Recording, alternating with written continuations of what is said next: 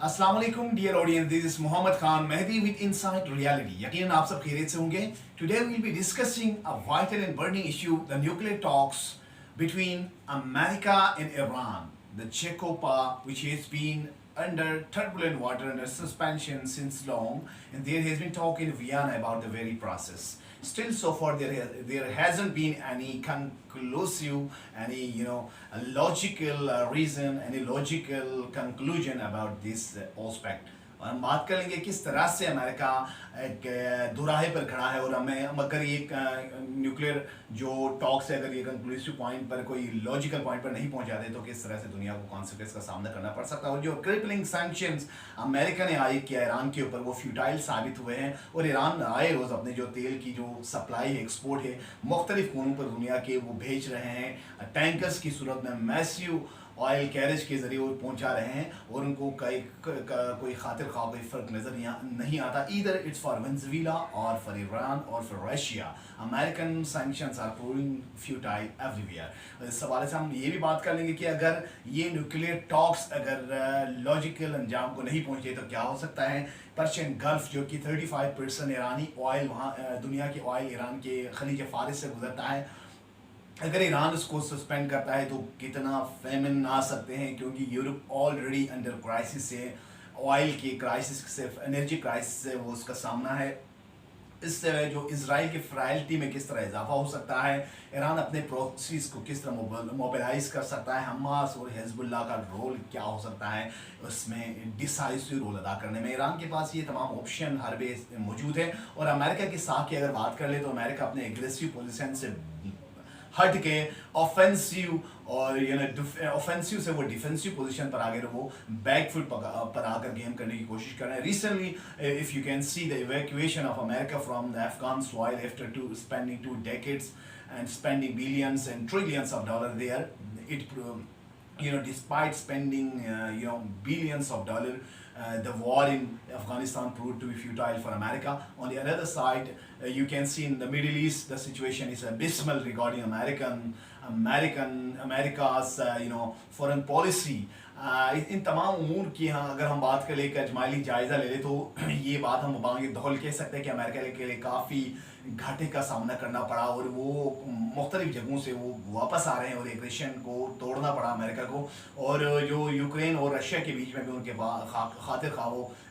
Ukraine की अपने जो अलायंस है, नेटो अलायंस की हिमायत करने से वो कासिर नज़र आते हैं। ईरान की अगर हम बात कर लें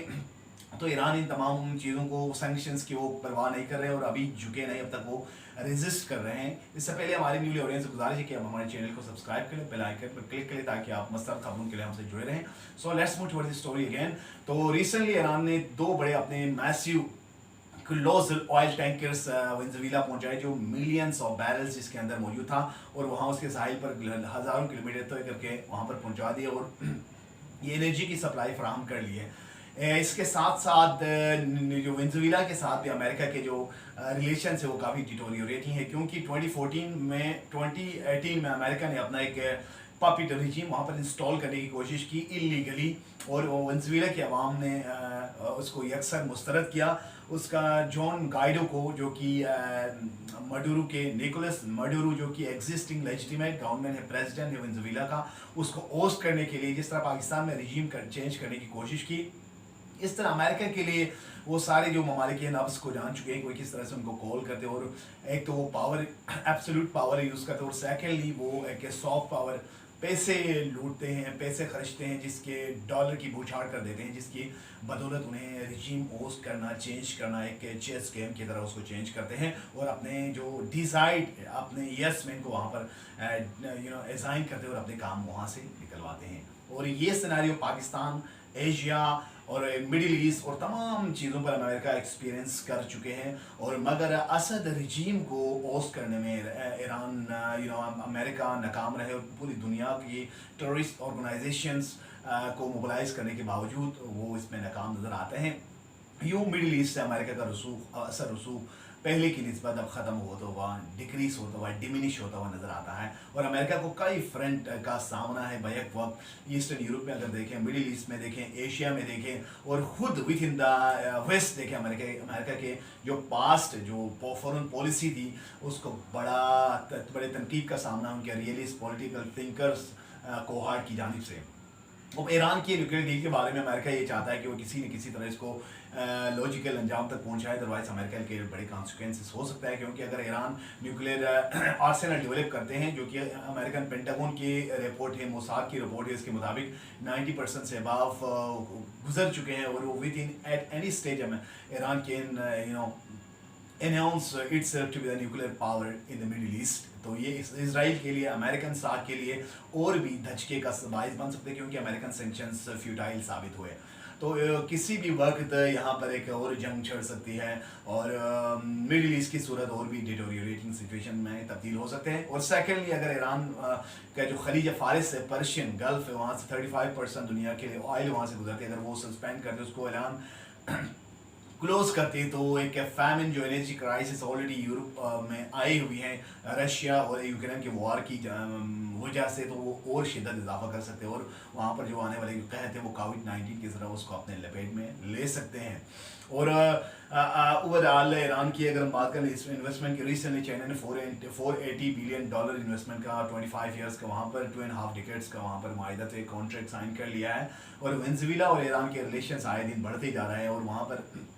और 2022 को उन्होंने एक कॉन्ट्रैक्ट साइन किया है,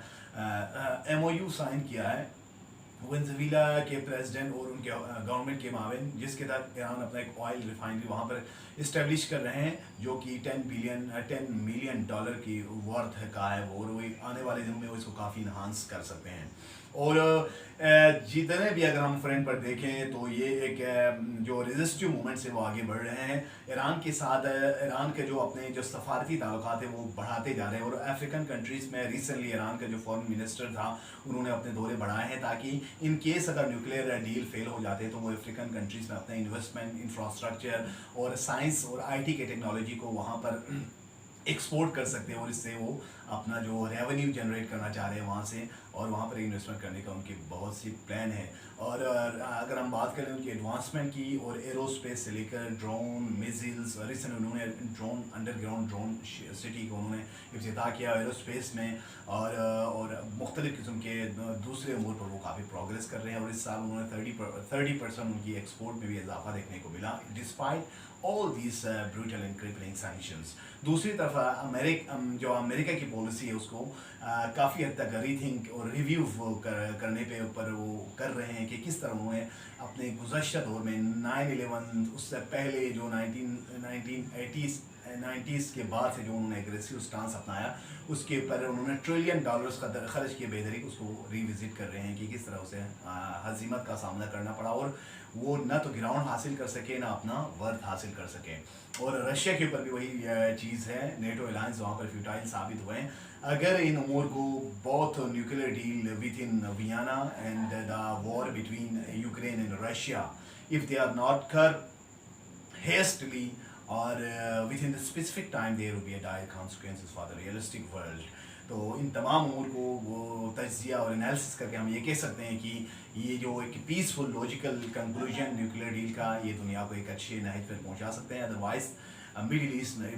मज़ीद आगो खून में हो सकते हैं, और अमेरिका के जो मफादात है ख़त्े में और दाव पर लग सकते हैं, और जो रेजिस्टिव, क्योंकि हर कोई नई नई क़ुव्वतें उभर रहे हैं। अमेरिका की जो सुपर पावर की जो नारा है, जो डोनाल्ड ट्रंप आए और उसने इस इमेज को और भी स्पॉइल किया नेशनलिस्ट नारे के साथ आए, और जो चाइना मुख्तलिफ अंदाज़ों और एस्टिमेशन के मुताबिक आने वाले 2040 तक वो दुनिया का सुपर पावर बनने जा रहा है, और थोड़ी सी गेप बाकी रह गए उनकी इकोनॉमिक स्ट्रेंथ में। तो